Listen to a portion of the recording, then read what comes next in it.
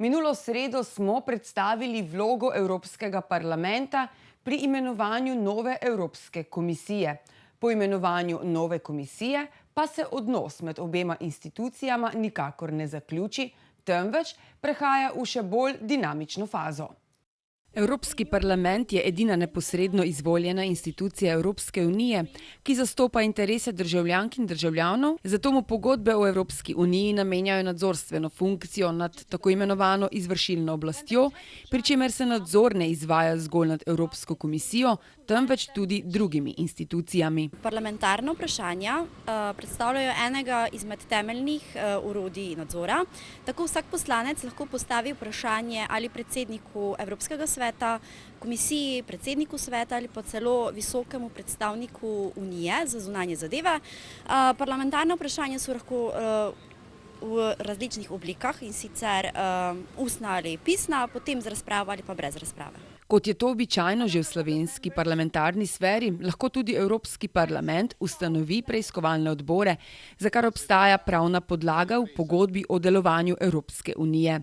Preiskovalni odbori preiskujejo domnevne kršitve ali nepravilnosti pri izvajanju zakonodaje Unije. Pravica do preiskave se izvaja v skladu z medinstitucionalnim sporazumom iz leta 1995, pri čemer si parlament že dlje časa prizadeva za izboljšanje komunikacije med institucijami. Parlament je leta 2014 sprejel zakonodajno resolucijo o predlogu uredbe o odločbah, in sicer o uresničevanju pravice Evropskega parlamenta do preiskave. In zaradi številnih pogajanj oziroma trenj med temi institucijami so stvari več ali manj ostale enake. Zato parlament Evropsko komisijo in svet Evropske unije poziva, da naj znova stopi v pogajanja s parlamentom. Moč Evropskega parlamenta se kaže tudi v možnosti glasovanja o nezaupnici Evropski komisiji. Tak predlog mora biti sprejet z dvotretjinsko večino oddanih glasov, ki predstavlja večino poslancev parlamenta. Parlament je vse do danes večkrat poskusil uporabiti ustrezne določbe z namenom, da bi odstranil kolegi komisije.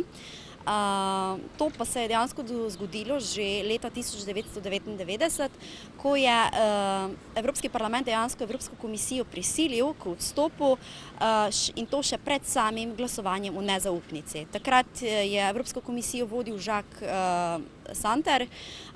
Moramo pa vedeti, da uspešno glasovanje o predlogu nezaupnici vodi do odstopa komisije. Le uspešno glasovanje. Poudarek je na tem. Parlament ima še številne druge pristojnosti. V okviru nadzorstvenih pristojnosti velja izpostaviti še nadzor nad skupno zunanjo in varnostno politiko.